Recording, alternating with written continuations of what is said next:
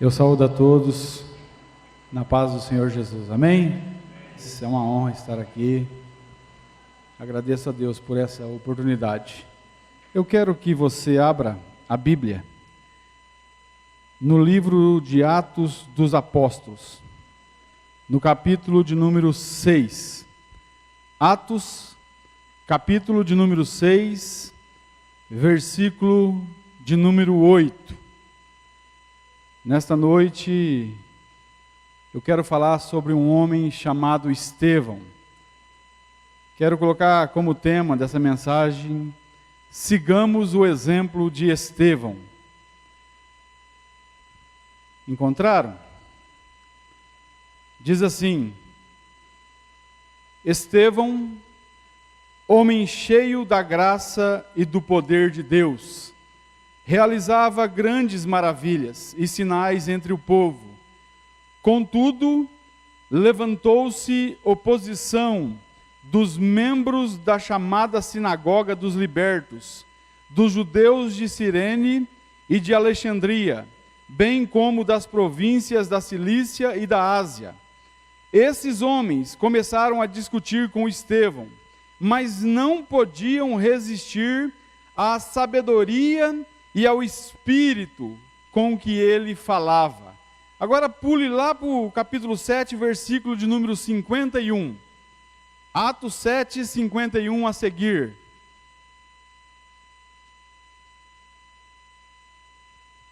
Estevão disse: povo rebelde, obstinado de coração e de ouvidos, vocês são iguais aos seus antepassados, sempre resistem ao Espírito Santo.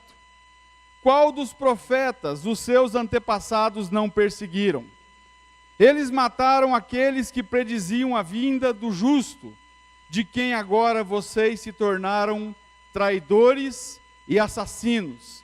Vocês que receberam a lei por intermédio de anjos, mas não lhe obedeceram. Ouvindo isso, ficaram furiosos e rangiam os dentes contra ele.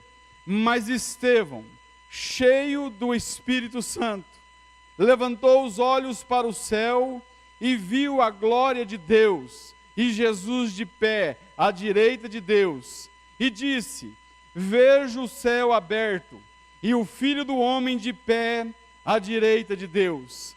Mas eles taparam os ouvidos e, gritando bem alto, lançaram-se todos juntos contra ele, arrastaram-no para fora da cidade e começaram a apedrejá-lo. As testemunhas deixaram seus mantos aos pés de um jovem chamado Saulo. Enquanto apedrejavam Estevão, este orava: Senhor Jesus, recebe o meu espírito. Então caiu de joelhos e bradou: Senhor, não os consideres culpados desse pecado. E dizendo isto, adormeceu. Bem, amados irmãos, Estevão foi o primeiro mártir da igreja. Ele morreu pela causa do Evangelho. Ele morreu pela causa de Cristo, e muito mais do que isso, ele morreu pelo seu Deus, ele morreu por Jesus Cristo. Estevão era um homem que fazia a diferença no mundo em que vivia.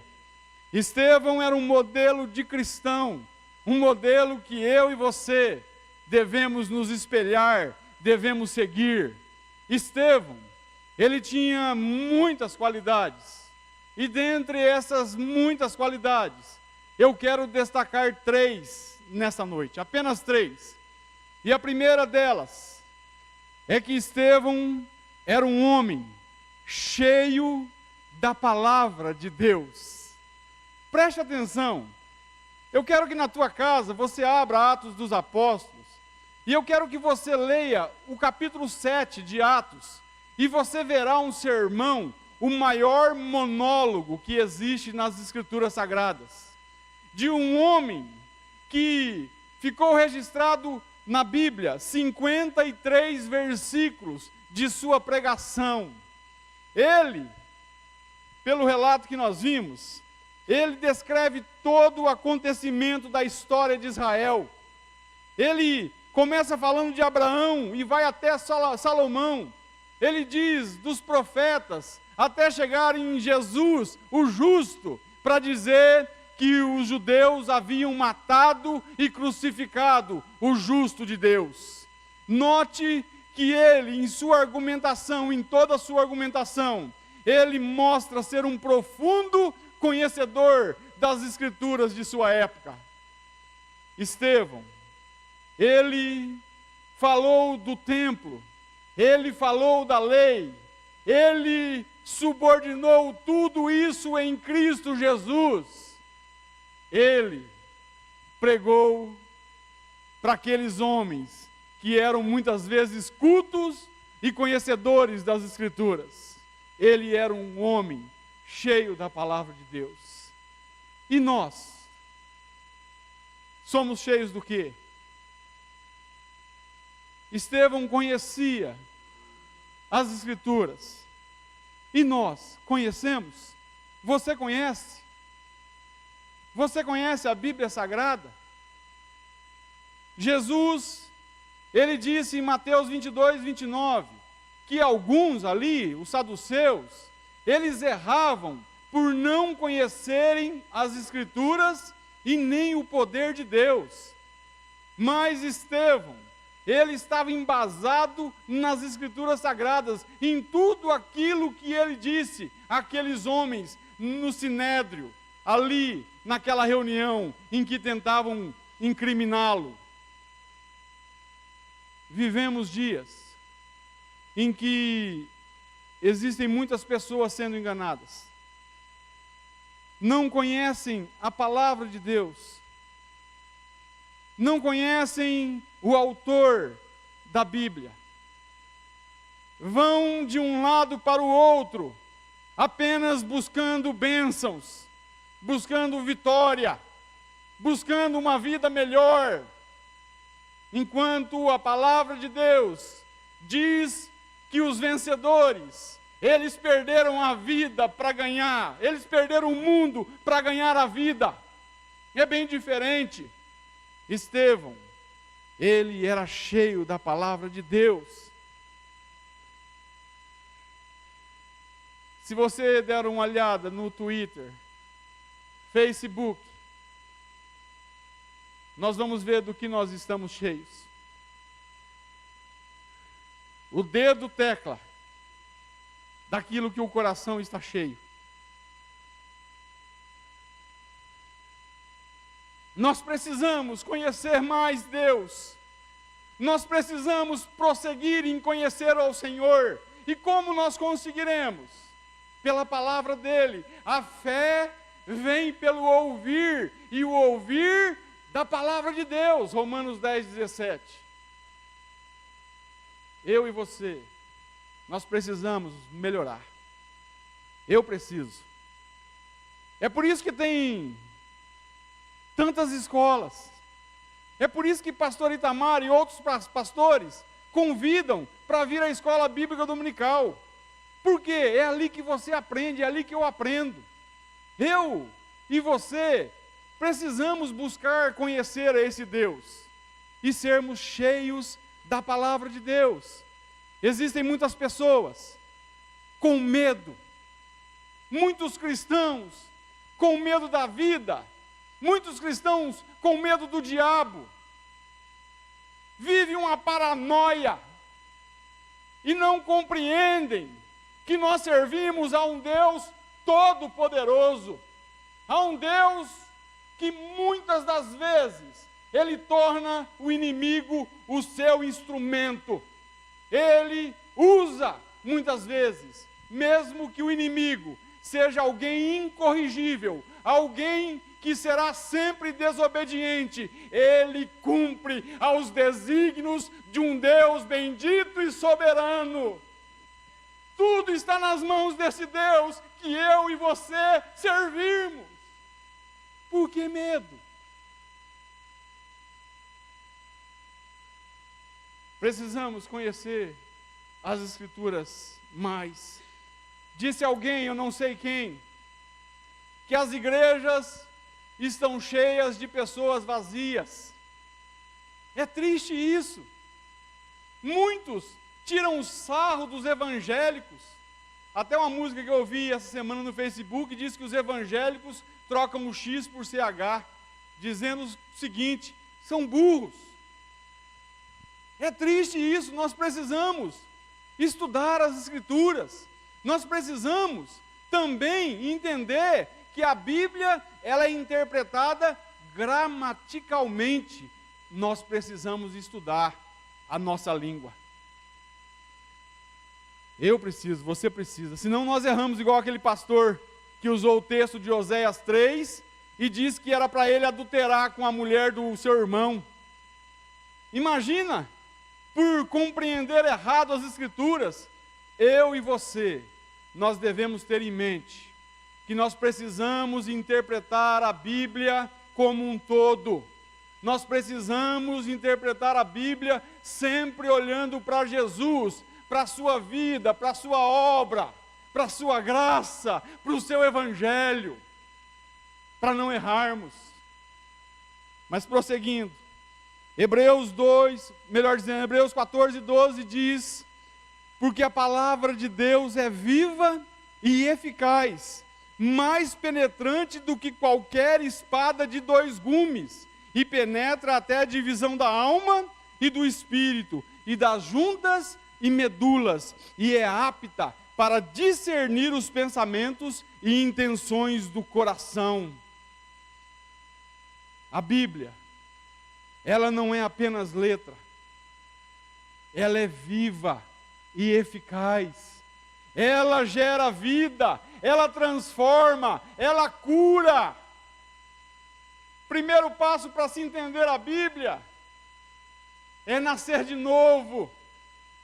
É o primeiro passo, para que os seus olhos sejam abertos para as maravilhas do Senhor que estão registradas na Bíblia Sagrada. Antes do novo nascimento, você vai duvidar de muitas coisas, você não vai crer, você vai distorcer muitas coisas, mas após o novo nascimento, Deus começa um trabalhar na sua vida, Ele começa a moldar você no caráter de Cristo, e isso deve te levar a cada dia a ser mais conhecedor de sua palavra.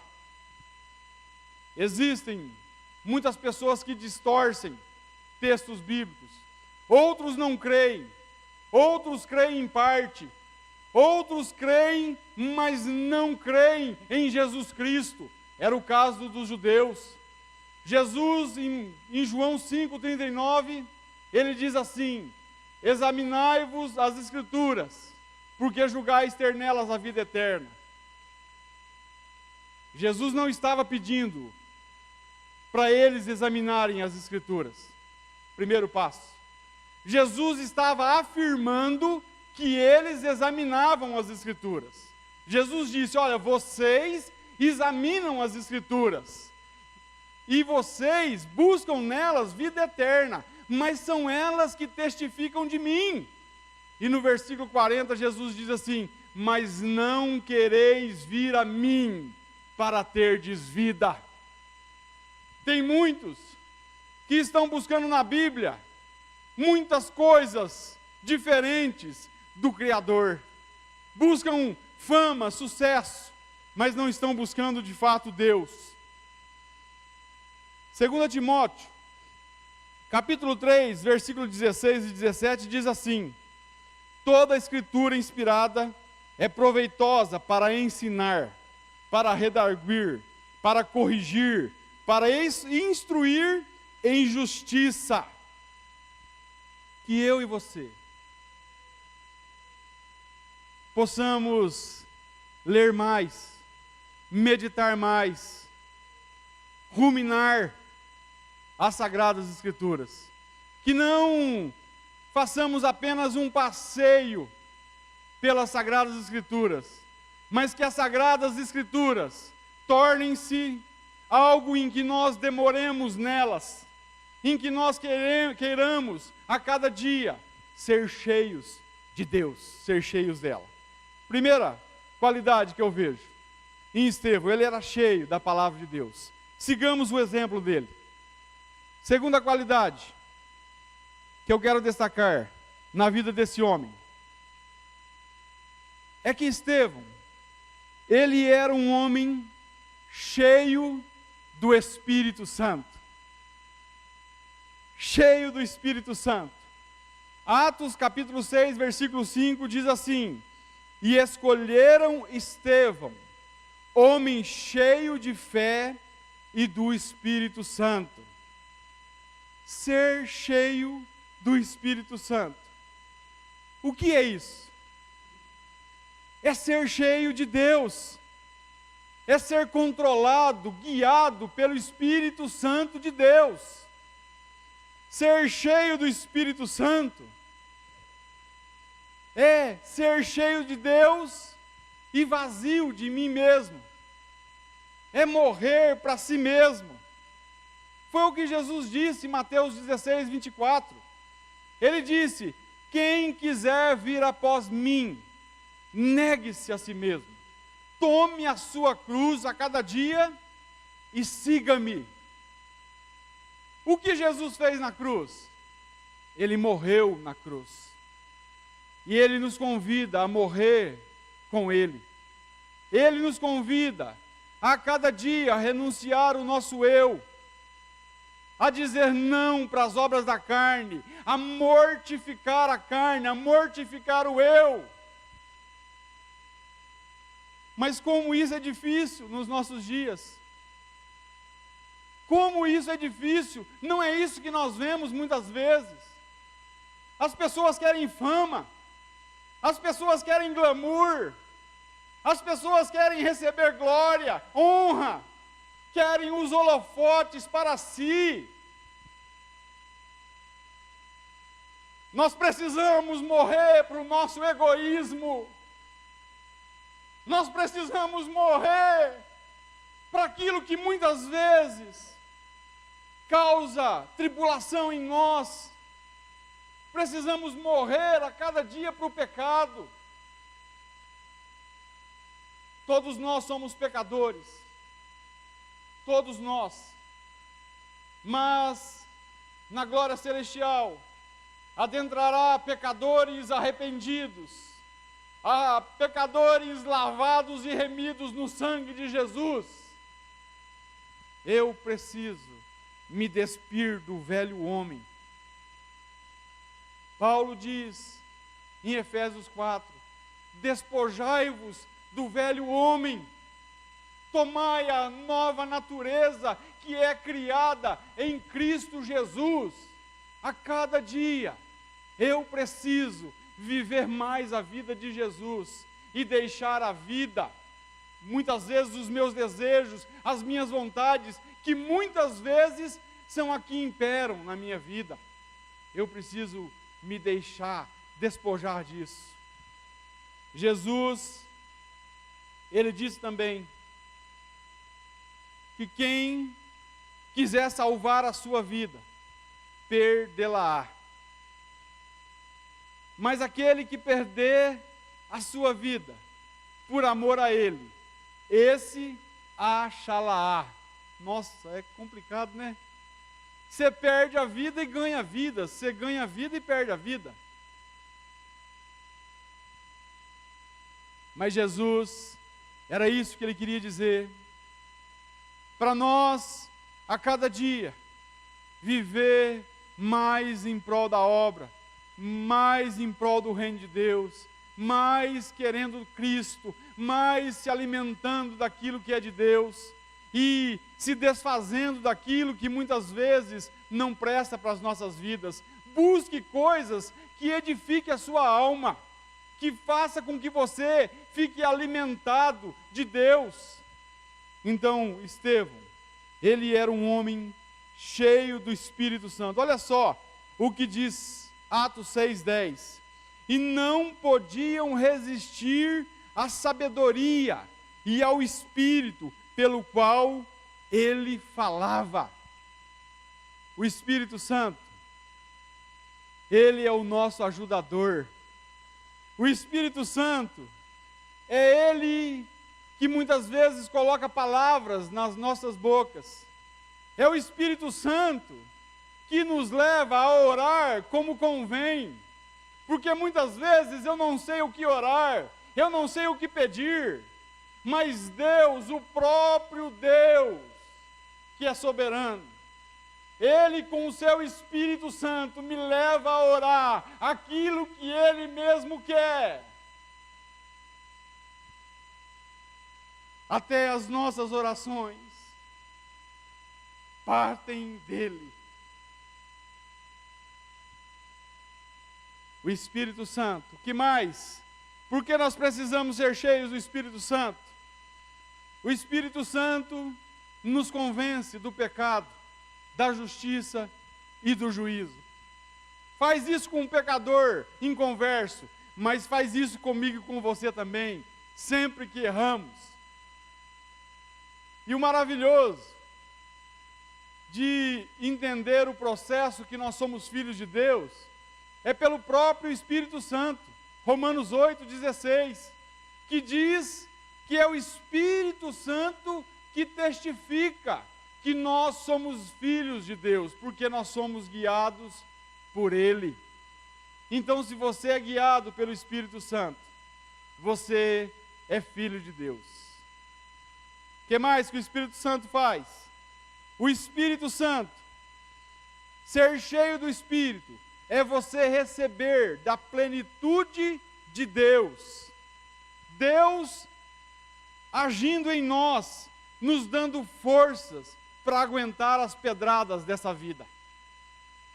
Uma outra coisa, ser cheio do Espírito Santo é quando é evidenciado em nós o fruto do Espírito que está em Gálatas 5:22, que é amor, gozo, paz, longanimidade, benignidade, bondade, fé, mansidão, domínio próprio. Você quer saber se você é cheio do Espírito Santo? Olhe para essas virtudes. Aí nós vemos o tanto que nós precisamos caminhar. Aí nós vemos que o processo de Deus em nós é a cada momento, é a cada dia, é em cada relacionamento, é onde Deus tem colocado você, é as pessoas que têm ido até você, é os momentos que você tem para servir ao Senhor. É o processo de Deus nas nossas vidas, evidenciando essas virtudes em nós. Porque, entenda uma coisa, irmãos, sem Deus, sem Jesus, nós somos a cada dia fracassados, nós somos maus. Se nós conseguimos operar isso, não é nós que operamos, mas existe um Deus operando através do seu Espírito Santo em nós. É dele que vem tudo isso. É por isso que eu e você precisamos nos abrir para receber isso de Deus. Paulo diz em Efésios 5,18, enchei-vos do Espírito Santo. É uma ordem, é um imperativo. Não é algo que acontece na minha vida hoje e não precisa acontecer mais. Porque quem detém o controle é Deus. Uma outra coisa que Deus faz é dar dons ao seu povo, à sua igreja. E Ele faz isso quando Ele quer, na hora que Ele quer, e usa quem quer. É do jeito dEle. Não sou eu que controlo isso. Não sou eu que manipulo isso. Não sou eu que faço acontecer. Mas é um Deus bendito e santo que ama você, que ama a mim, que ama o perdido pecador, que ama a sua igreja e edifica a sua igreja pelo Espírito Santo que Ele nos tem dado. O Espírito Santo, Ele nos dá capacitação para testemunhar do Evangelho. Testemunhar de Jesus Cristo, é Ele que dá isso a nós. O que mais? Deus, a cada dia, Ele quer ser glorificado em nós e por meio de nós, por meio do seu Espírito Santo. Olha só que coisa linda aconteceu com Estevão. Estevão, Atos 7,55, diz assim, que Estevão, cheio do Espírito Santo, viu Jesus à direita de Deus. Se nós formos cheios do Espírito Santo, nós viveremos para a glória de Deus. Sigamos o exemplo de Estevão. Sejamos cheios do Espírito Santo. Essa é a segunda qualidade. A terceira e última qualidade que eu quero destacar na vida desse homem chamado Estevão é que Estevão, além de ser cheio da palavra de Deus, ser cheio do Espírito Santo, Estevão era cheio de perdão. Atos 7,60. E Estevão, pondo-se de joelhos, clamou com grande voz: Senhor, não lhes impute este pecado. E tendo dito isto, adormeceu. Não impute, não atribua a eles esse pecado. Meu irmão, ele estava sendo apedrejado. E a sua última oração é para que Deus não atribua àqueles homens o pecado que eles estavam praticando. As pedradas não conseguiram tirar o amor de seu coração. Não conseguiu tirar o perdão de seu coração. Ele perdoou aqueles homens que estavam apedrejando ele. E muitas vezes nós não perdoamos os nossos irmãos. E muitas vezes nós não perdoamos os nossos amigos, os entes queridos, marido, mulher, filhos. Nós gostamos de dizer que nós somos de Jesus, mas muitas vezes nós não perdoamos, não agimos como Jesus agiria, não agimos como Estevão agiu. Muitas vezes nós queremos nos vingar, muitas vezes nós desejamos o mal para as pessoas, enquanto que a palavra de Deus diz que é para pagar o mal com o bem.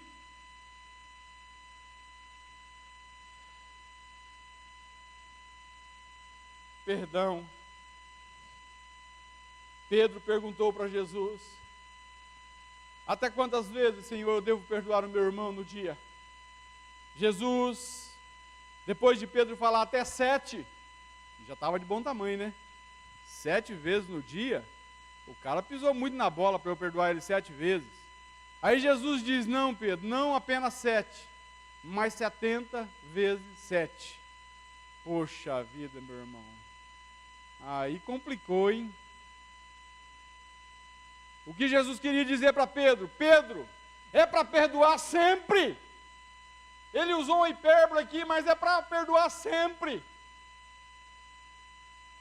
Estevão perdoou seus inimigos.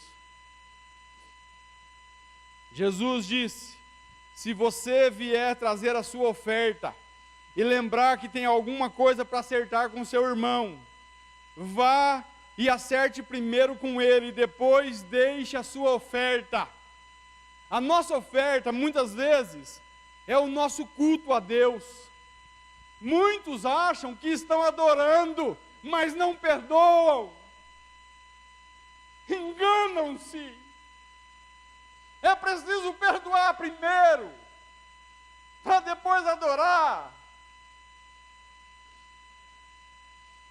Deus, Ele quer que eu e você tenhamos coração perdoador.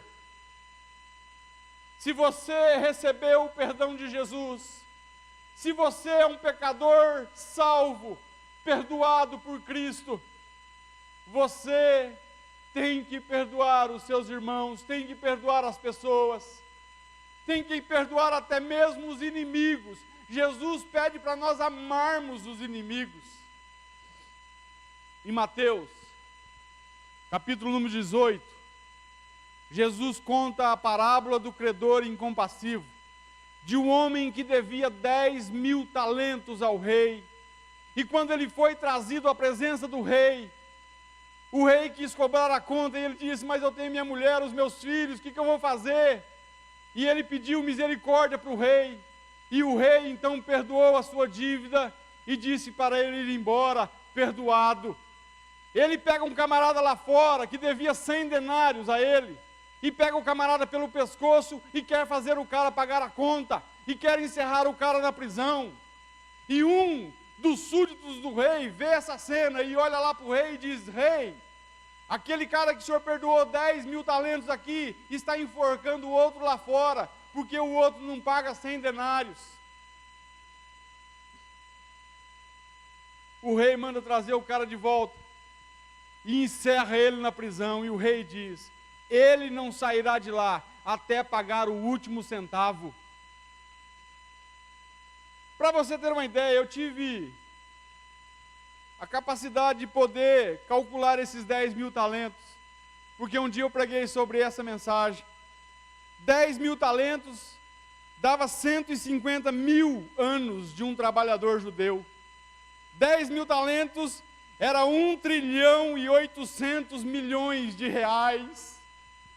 E o cara pegou, o cara que devia para ele poucos dias de um trabalhador judeu. Quando o rei diz que ele não sairia de lá até pagar o último centavo, o que era que Jesus queria dizer? Qual era a ênfase de Jesus nesse texto? Jesus queria falar sobre perdão. Jesus queria dizer que se Deus nos perdoou tamanha dívida, uma dívida impagável, que jamais eu e você conseguiríamos pagar. Ele perdoou os nossos pecados, que eram muitos. Ele nos livrou de nós mesmos. Ele nos redimiu. Ele nos deu a sua graça, a sua paz. Ele colocou a cada dia o seu toque nas nossas vidas. Ele nos deu perdão. Então perdoe. O rei queria dizer: aquele camarada só vai sair de lá quando ele perdoar. Porque o perdão, ele nos aprisiona, ele nos lança na prisão da mágoa, do ressentimento. E é por isso que tem tantas doenças, segundo os médicos, porque pessoas não perdoam, e isso faz mal ao físico também. Perdoar é lembrar sem sentir dor. Perdoar é virar a página com um novo começo, folha em branco. Perdoar é zerar a conta e não cobrar mais a dívida. O perdão é um ato de obediência a Deus. O perdão nos faz parecidos com Jesus. Perdoar é um ato de misericórdia. Na cruz, Jesus se esforçou para dizer: Pai, perdoa-os, eles não sabem o que fazem.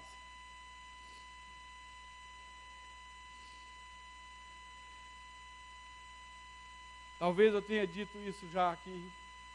Eu já disse em muitos lugares. Creio que em todos os lugares que eu passei, eu falei disso porque foi algo marcante na minha vida. Porque a minha vida foi marcada pela revolta, pela mágoa, pelo ressentimento, pelo desejo de vingança. A minha vida foi marcada pelas tragédias, pelo dessabor. Mas a minha vida também foi marcada pelo perdão de Jesus por mim. Ele tem me ensinado a perdoar a cada dia, porque eu preciso de perdoar a cada dia. Eu preciso ser perdoado a cada dia, por minha esposa, pelos meus filhos. Eu careço de perdão, porque eu sou cheio de falhas, cheio de defeitos. Eu preciso que as pessoas ajam com misericórdia comigo. E da mesma maneira eu preciso agir com misericórdia para com os meus irmãos, para com os amigos, para as pessoas que me encontram, que têm relacionamento comigo.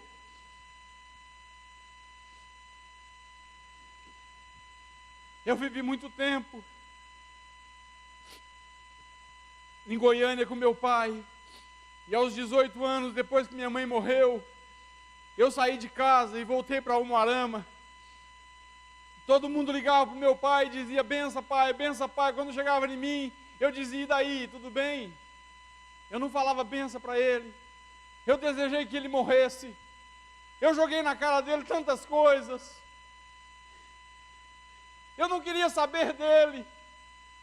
E o tempo passou e eu segui minha vida. E um dia, então, Jesus me alcançou.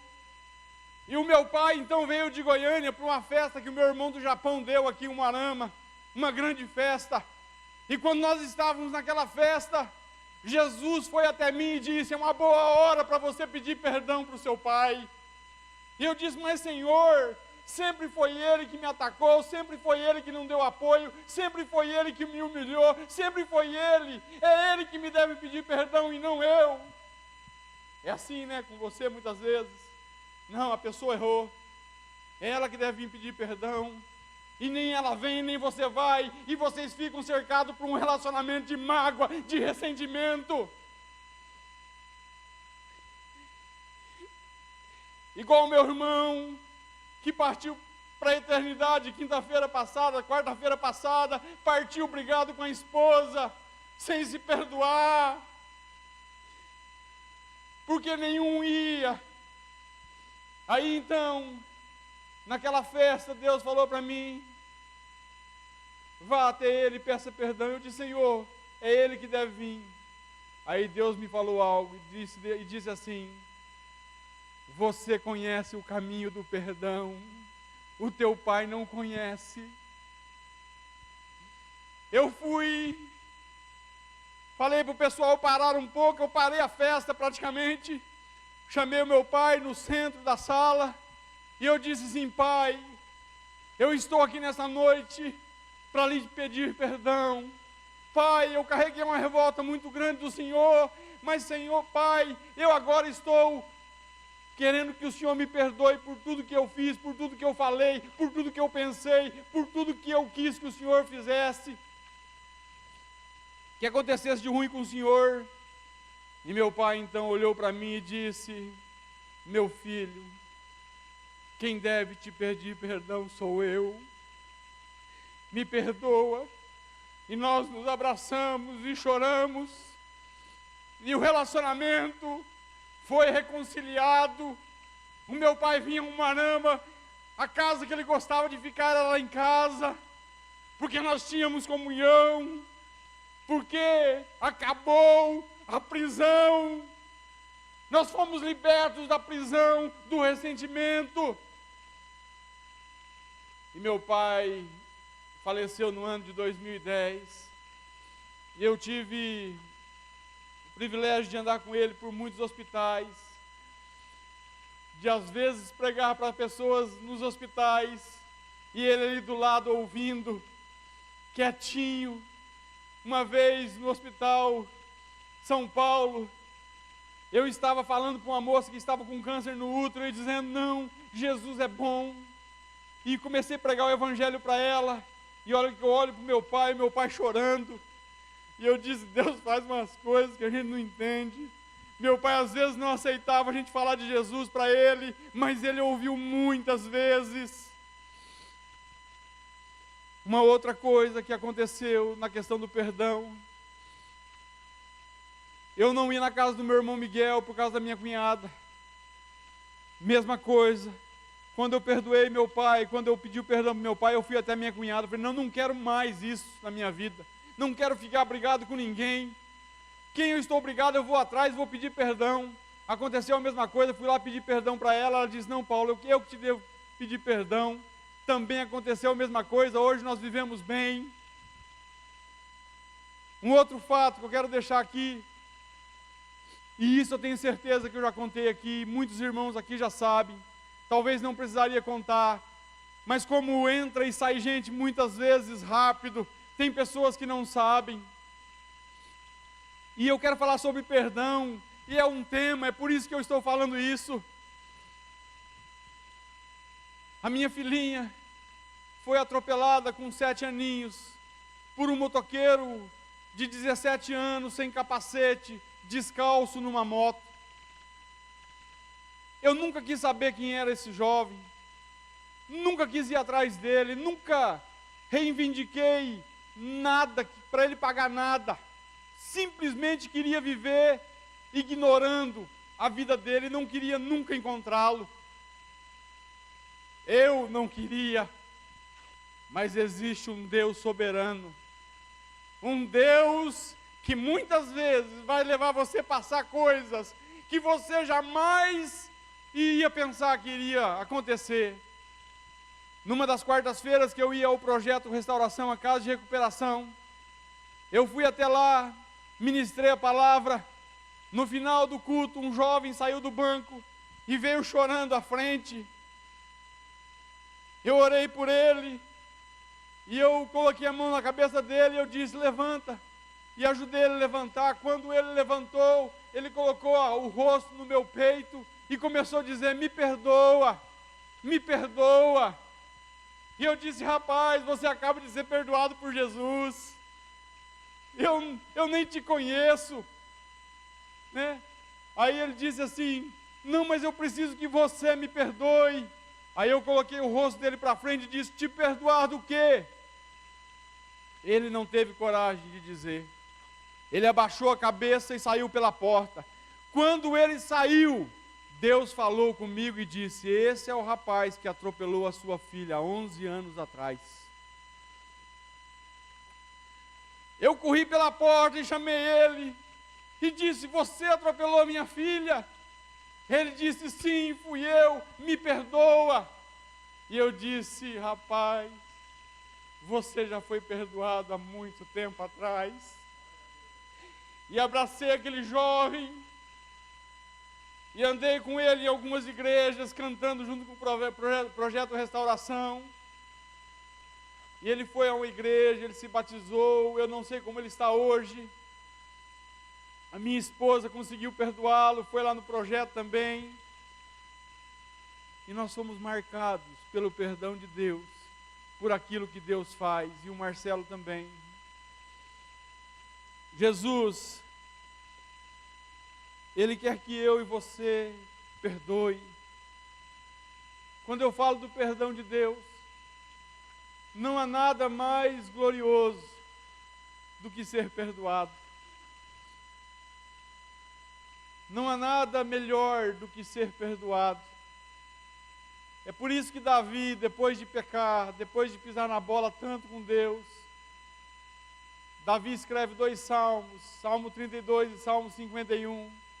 E no Salmo 32 ele começa, bem-aventurado, feliz é o homem cujo pecado é perdoado, cuja transgressão é coberta. É feliz o homem que é perdoado.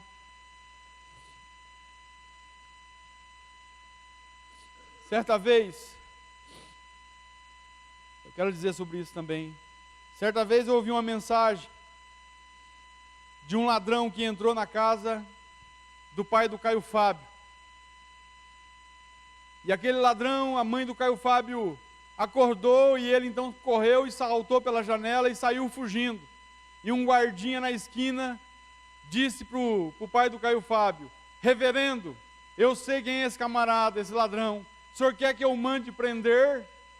Aí o pai do Caio Fábio falou assim, não, vou fazer algo melhor, eu vou persegui-lo em oração. E todas as noites, antes de encerrar a oração, o pai do Caio Fábio levantava a mão e dizia: Senhor, alcança aquele ladrão que entrou aqui em casa naquela noite, Senhor. Passou muitos anos, Caio Fábio foi pregar no presídio em Manaus, e quando ele faz um apelo para as pessoas aceitarem Cristo lá, receberem Jesus, um rapaz vem à frente, e a irmãzinha dele começa a cutucar ele, dizendo: olha aí o pombo, olha o pombo. Aí o Caio Fábio começa a olhar para cima, né? Cadê o pombo? Aí a menininha fala: não, é o ladrão que o papai ora por ele toda noite. E o Caio Fábio disse: o pombo hoje é pastor de uma igreja em Brasília. Perdão de Deus. E para encerrar, eu vou ler. Eu já contei essa história, mas acho que eu já contei de tantas maneiras diferentes. Já falei que era índio, falei que era tanta coisa, mas eu achei a mensagem, postei no Facebook e eu quero que você preste atenção. A força do perdão. Preste atenção nisso, olha. Um certo beduíno estava dentro de sua tenda ao sol da Palestina, quando entrou correndo um garoto adolescente, que se refugiou atrás dele, chorando e gruindo. Logo em seguida chegou uma turba alvoroçada, empunhando cacetes e facas. Abriram a portinha da tenda e disseram ao beduíno: dá-nos este menino, porque ele é um assassino. O beduíno respondeu: mas há uma lei entre nós que diz que quando um assassino se refugia numa tenda, e o dono da tenda lhe der abrigo e guarida, ele está absolvido. Eu me compadeci deste garoto, quero perdoar-lhe. E o garoto tremia, mas eles disseram: você quer perdoá-lo, porque não sabe o que ele fez e nem a quem ele matou. O beduíno falou: não importa, eu quero perdoá-lo. Os homens então afirmaram: ele matou o seu filho. Vá ver o corpo dele sangrando na areia ali fora. O beduíno caiu num profundo silêncio. Depois, enxugando as lágrimas, disse: então eu vou criá-lo, como se ele fosse o meu filho. Esse é o padrão do perdão de Deus para nós. Se Deus consegue nos perdoar de forma tamanha, e consegue conviver conosco, e consegue querer ter relacionamento íntimo conosco, por que então muitas vezes nós temos dificuldade de perdoar os outros? Jesus disse na oração do Pai Nosso: se vocês não perdoarem, vocês também não serão perdoados pelo Pai Celestial. O perdão, ele nos livra, mais uma vez eu digo, da prisão. Fui marcado pelo passado, por uma vida de pecado e muita desilusão. Quando pensei que era tarde, Jesus veio e abriu a grade com a chave do perdão. Deu-me um novo começo, me ensinou a perdoar, tem me ensinado a perdoar e me deu nova direção. Hoje tenho liberdade, não vivo atrás das grades. Ele me tirou da prisão.